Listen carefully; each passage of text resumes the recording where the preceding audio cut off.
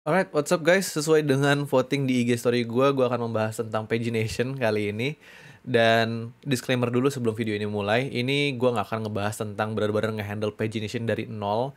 Ini lebih ke improvement aja dari implementasi pagination yang biasa dilakukan oleh orang-orang khususnya yang masih baru belajar gitu. Jadi ini lebih ke improvement ya, bukan bener-bener ngajarin lo pagination dari nol.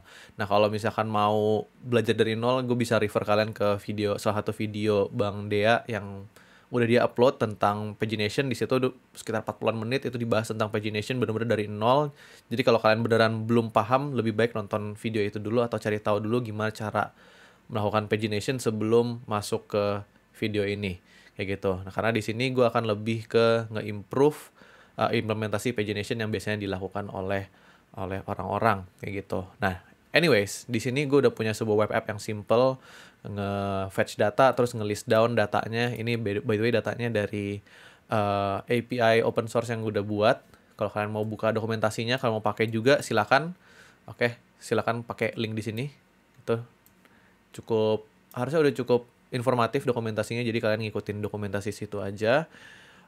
Abis itu di sini gue punya function, oke, nge-fetch regencies atau kabupaten dan kota gitu ya. Terus gue set di dalam sebuah state. Nah, ini ada type-nya, ini type-nya gue bikin sendiri by the way. Abis itu di sini gue cuma nge-map atau nge-render aja list of regencies-nya gitu menggunakan unordered list dan dijadiin list item. Simple banget. Nah, cuma sekarang gue juga punya sebuah state namanya current page gitu. Ada datanya apa dan cara ngubah datanya kayak gimana. State kayak pada umumnya lah ya. Kayak gitu, dia tipe datanya number dan defaultnya adalah 1.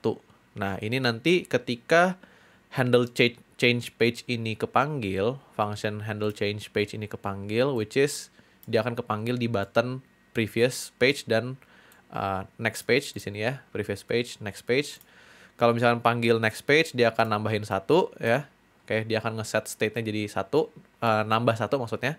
Habis itu kalau yang previous page, dia akan ngurangin 1 dari page yang sekarang. Jadi sekarang kalau misalnya gue klik next page gini, nah itu page-nya jadi 2, terus lihat datanya dia berubah. Kalau previous page, dia balik lagi, next page, previous page, dan seterusnya. Tentunya ada satu condition yang harusnya kita lakukan di sini, yaitu kalau current page-nya itu 1, sama dengan atau kurang dari sama dengan 1, dia ini harusnya nggak muncul ya si button ini. Gitu. Sorry, ini tinggal kita ubah conditionnya. Kalau udah lebih besar dari 1, nah baru dia muncul. Oke. Ya, page 2 dia previous page-nya baru muncul. Oke, nah sekarang cuma kalau kita lihat di sini, walaupun ini bekerja sebenarnya ya. Oke, ini fine-fine aja programnya. Kalau kita refresh, ya sekarang misalkan gue lagi di page 8 gitu ya. Kalau gue refresh, set, oke, dia kembali menjadi page 1. Dan kalau misalnya kita mau ke page 8 ya, kita harus ngeklik lagi 7 kali gitu. Dan dia akan melakukan respon, network request sebanyak 7 kali juga. Karena kita harus gonta-ganti page sebanyak ya 7 kali. Kayak gitu. Nah, untuk ngehandle ini lebih baik, oke, untuk membuat server kita nggak meledak juga dan user experience-nya lebih bagus, ketika kita refresh, harusnya di sini dia masih stay di page 8 atau di page terakhir yang kita visit gitu. Nah, caranya gimana? Caranya sebenarnya simple. Di sini kita akan ubah sama seperti video gue yang tentang nge-search, bukan pakai state tapi pakai search params gitu. Sama juga kita akan implementasi menggunakan search params, bukan menggunakan state doang di sini. Oke. Jadi di sini gue akan ubah, oke, dari yang tadinya pakai state, gue akan ganti current page, oke, menjadi ini gue kasih number, terus kita panggil search params. Ini berasal dari Next.js ya, by the way, tergantung dengan framework yang kalian pakai. Oke, .get namanya page kayak gini. Oke, habis itu gue kasih condition aja kalau misalkan emang awalnya kan pasti page itu kan nggak ada ya, misalkan kayak gini. Oke, di URL-nya kan nggak ada. Jadi kalau misalnya dia belum ada, kita set menjadi 1 aja. Default value-nya kita set menjadi 1. Kayak gitu. Oke? Nah, sekarang di handle change page-nya, ini kita otomatis udah bukan ngeset state lagi, tapi udah manggil router.push. Oke, sama again kayak video gue yang sebelumnya. Href-nya itu kita kasih router.spath atau pada dasarnya ya path yang sekarang si /pagination ini. Kayak gitu. Router by the way juga berasal dari Next.js, use router. Habis itu kita tambahin satu query, yaitu page, di mana isinya adalah ya page atau variabel yang kita kirim di bukan variabel tapi parameter yang kita udah set di dalam function ini. Atau mungkin supaya nggak terlalu pusing, ini gue ganti jadi misalkan new page kayak gini. Query page ini nanti akan masuk ke dalam search params kita. Itu namanya page, value-nya adalah new page kayak gini. Oke. Sekarang kalau kita panggil handle change page yang ada di button prev page dan di next page, otomatis dia akan ngeset URL kita sesuai dengan page yang kita inginkan kayak gitu. Kita tes dulu. Di sini masih kosong. Oke, kalau gue refresh dia udah jadi ada page satunya gini. Kalau gue klik next page, dia berubah menjadi page 2 gitu. Ini gue next page juga dia berubah menjadi page 3. Nah, kenapa dia juga otomatis ngeganti di sini datanya? Karena kalau kalian lihat juga di dalam use effect yang gue udah bikin, dia manggil fetch regencies kan di sini. Dan dia itu memiliki dependency ke current page atau si URL atau search params yang kita udah set di sini. Dimana setiap kali kita ganti current page-nya, otomatis si fetch regencies ini akan ke trigger. Kayak gitu. Cuma nanti akan ada problem kalau nggak salah ini kalau kita nggak kasih search params ya. Kalau kita enter, dia ternyata nggak apa-apa juga. Oke, aman-aman aja. Oke, tapi better di sini kita kasih sebuah condition ya guys. Yaitu kita hanya kita hanya akan, ini gua hapus dulu, hanya akan memanggil si fetch regencies ini ketika router kita, router Next.js kita itu udah ready, gitu. Jadi bisa kita tambahin lagi di sini router.isReady. Habis itu kita kasih condition if router udah ready untuk digunakan, baru kita panggil fetch regencies kayak gini. Ini untuk jaga-jaga aja. Oke, nah ini kalau misalkan kita ganti ke page 8 misalkan ya. Kayak gini, terus kita refresh, set, dia akan tetap balik ke page 8 dulu. Langsung ke page 8 justru. Oke, kalau kita lihat networknya juga, lihat dia manggil sekali doang, kabupaten page sama dengan 8, otomatis dia juga kembali ke page yang terakhir yang kita visit. Kita kembali ke page 5 gini misalkan, refresh, otomatis dia kembali lagi ke page 5. Dan plus side-nya juga di sini ada historinya ya. Ini walaupun title-nya masih gue belum ganti, tapi satu advantage lagi kalau misalkan kita mau back lewat browser history kita itu juga bisa. Kalau misalkan kalian nggak mau, ya ini push-nya kita ganti jadi replace aja supaya nggak ngotorin history. Tergantung ke kemauan kalian itu seperti apa. Oke, nah kira-kira kayak gitu sebenarnya cara untuk kita nge-save state terakhir kita untuk di pagination. Cuma gue tambahin satu bonus aja kali ya, yaitu nge-handle kalau misalkan kita mau pakai yang model pagination-nya itu nggak cuma previous sama next page doang. Kalau sekarang kan repot nih, misalkan gue mau ke page 5 dari page 1 nih, gue harus ngeklik 4 kali gitu. Biasanya kan ada nomor-nomornya ya, nomor-nomor page-nya kayak gitu. Nah ini kalau kalian menggunakan API yang memberikan respons total data, contohnya kayak di dokumentasi gue ini, kalau kalian lihat di sini bentuk responsnya itu nanti akan ada di sini, gue akan zoom ya, ada yang namanya meta, di mana dalam meta ini dia akan menampilin limit per page-nya itu di dalam data API-nya itu berapa, sekarang lagi page berapa, dan ada total datanya. Nah, nanti dari total datanya ini kita bisa tahu jumlah page yang kita bakal butuhkan itu berapa, kayak gitu. Oke, contohnya di sini, datanya itu, gue bukain ya datanya. Yang gue fetch itu kan kabupaten ya. Kita punya datanya, list of kabupatennya, terus ada meta nih. Limitnya ternyata itu 10 per page, sekarang lagi di page 1, terus total datanya itu 514 gitu. Nah, kalau misalkan kita kira-kira ini bakal butuh berapa page, caranya kita ambil totalnya. 514. Kita bagi dengan 10, habis itu kita buletin ke atas. Nah, dengan itu kita bisa mendapatkan jumlah page yang kita butuhkan. Nah, habis itu sekarang, yang kita bisa lakukan adalah gini. Kita bisa bikin satu state baru, misalkan, const misalkan total page gitu. Set total page. Ini by the way kembali lagi implementasinya bebas ya, terserah kalian, nggak harus sama banget kayak gua. Oke, dia itu tipe datanya number. Habis itu defaultnya itu total page-nya, sorry bukan total page tapi total data ya. Total data. Oke, defaultnya itu taruhlah 0.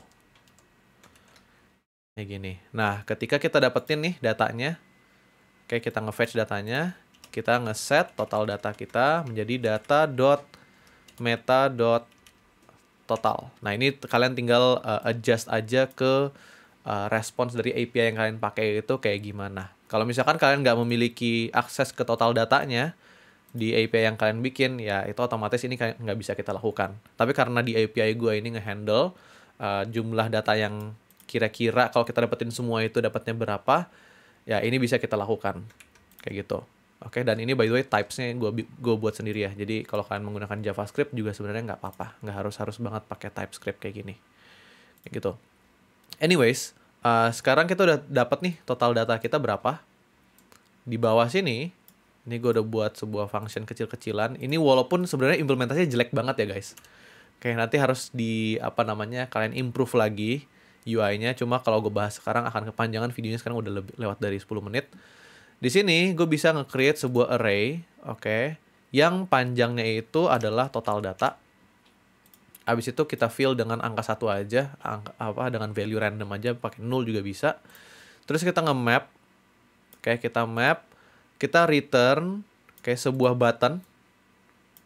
Oke, isinya adalah index plus 1. Nah, ini tujuannya apa? Tujuannya adalah, ini kalau gue save dulu. Oke, lihat ya hasilnya nih. Tuh, ada number-numbernya gitu. Oke, ini adalah jumlah datanya. Kayak gitu. Nah, yang kita butuh lakukan adalah bukan ngambil jumlah datanya. Di sini gue salah. Kita harus ngambil jumlah datanya dibagi dengan total data per page, which is 10. Kayak gitu.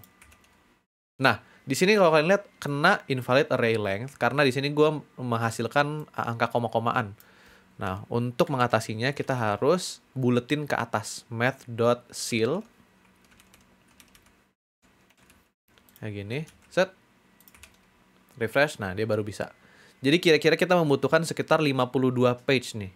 Untuk apa? Untuk nge-handle jumlah data yang masuk dari API kita gitu. Nah, sekarang kita bisa gonta-ganti page-nya menggunakan button-button yang ada di sini. Kayak gitu. Nanti tentunya kita harus bikin, ini pisahin ke komponen ya. Pisahin ke komponen, terus bikin ini lebih ramping. Ini jelek banget hasilnya. Misalkan hanya muncul 1, 2, titik, terus page tengah-tengahnya, terus titik lagi sampai page 51 sama 52. Nah, itu nanti logiknya mungkin kita bahas di video lain kali ya. Tapi anyway, sekarang kita udah memiliki satu button untuk setiap page yang kita butuhkan untuk nge-render jumlah data yang masuk dari API kita. Terus di buttonnya sekarang kita tinggal kasih on click. Itu isinya adalah handle change page. Isinya adalah index plus 1. Nah, di sini kalau kalian bingung kenapa gue pakainya index plus 1 sih? Karena pada dasarnya di sini kita ngebuat sebuah array, jumlahnya adalah total data dibagi 10. Oke, habis itu kita fill dengan angka random, ini supaya array-nya ada isinya aja. Terus kita nge-map kan, nge-return sebuah button. Nah, sebenarnya data yang kita butuhkan, ya data di dalam array-nya itu kita nggak butuhkan, kita hanya butuhkan panjang array-nya. Terus panjang array-nya itu kan merepresentasikan jumlah page yang dibutuhkan. Nah, nanti setiap item atau setiap indeksnya kan ya berurut gitu dari 0 sampai panjang array-nya. Panjang array min 1. Nah, sekarang kita gunakan si indeks ini sebagai dalam tanda kutip value-nya gitu, jumlah atau page yang kita mau tampilkan gitu. Makanya gue panggilnya index plus 1. Kenapa kita plus 1? Ya karena indeks itu ingat aja mulai dari 0. Karena kalau gue save, gue refresh dulu. Kita sekarang lagi di page 1, kita ke page 10 misalkan kita klik, nah otomatis kita udah di page 10. Kalau kita mundur previous page masih bisa juga jadi 8 sampai page 1 lagi kembali. Mau ke page 50 juga bisa langsung. Ke page 52 mentokin juga langsung bisa. Oke, ini sisa 4 datanya ya di page 52. Habis itu kalau kalian mau tambahin satu lagi, misalkan Di sini bisa kita tampilin, sekarang kan kita nggak tahu ya kita lagi di page mana kalau melihat dari buttonnya. Oke, kita bisa tampilin lagi, misalkan kita kasih apa ya, variannya mungkin kita ganti. By the way, di sini gue pakai shadcn ya. Kalau misalkan index plus 1 itu sama dengan current page, berarti kita kasihnya dia secondary misalkan. Kalau enggak, dia defaultnya adalah outline. Oke, ya sekarang agak kelihatan dikit kalau kita di page 20, lihat tuh. 20-nya jadi nggak ada outline-nya, terus misalkan kita ini logic ini kita kasih untuk nge-disable buttonnya supaya nggak bisa diklik 2 kali. Nah ini jadi lebih kabur gitu 20-nya kan gitu. Ini berarti kita tahu bahwa sekarang lagi di page 20. Kita klik 40 juga jadi nggak bisa diklik, 40-nya jadi lebih kabur. Ini apa namanya, current page-nya itu menjadi page 40 juga, dan masih bisa kita gunakan previous page dan next page kayak gitu. Oke. Nah, ini juga mungkin satu hal untuk kita bisa refactor, yaitu di bagian 10 ini jadi magic number, atau istilahnya kita nggak tahu ini 10 ini kegunaannya untuk apa. Kita doang sebagai programmernya yang tahu. Nanti kalau tim lain yang lihat kan mungkin mereka nggak tahu ya 10 ini apa. Better ini kita pisahkan ke dalam sebuah variabel. Misalkan di sini kita bikin variabel const limit per page. Itu 10. Oke, limit per page ini kita taruh di sini. Kayak gitu. Oke, ini tambahan bonus materi aja guys. Oke, jangan kita pakai random number kayak gitu. Muncul tiba-tiba kita nggak tahu tujuan dari numbernya itu apa. Oke, kira-kira seperti ini. Mungkin satu lagi yang apa namanya bisa kita lakukan adalah ini untuk total datanya ini. Set ini ya, ini kita pisahin ke variabel juga boleh. Misalkan const total total pages. Yang gini. Terus di dalam sini kita pakai total pages. Refresh, sama aja hasilnya. Set, kayak gitu. Sekarang tapi kita lebih readable gitu program kita. Kita tahu isinya array itu adalah total pages. Total pages itu artinya jumlah page yang dibutuhkan, variabelnya namanya sesuai. Kita lihat total pages isinya apa. Oh, ternyata hasil dari kalkulasi total data dibagi dengan limit per page atau data limit per page di dalam apps kita atau front end kita. Kayak gitu. Terakhir mungkin, di next page ini bisa kita juga hide. Ini sebenarnya kalian bisa lakukan sendiri, tapi nggak apa-apa lah, bonus lah ya. Kalau misalkan current page itu udah lebih besar sama dengan berapa tadi, total pages ya, total pages. Ini kita ilangin. Sorry, ini logikanya kebalik. Kalau misalkan current page itu masih di bawah dari total pages, tetap ada. Kalau enggak, baru dia hilang. Kalau kita di 51, next page masih ada, tapi kalau di 52, nah next page-nya itu sudah hilang.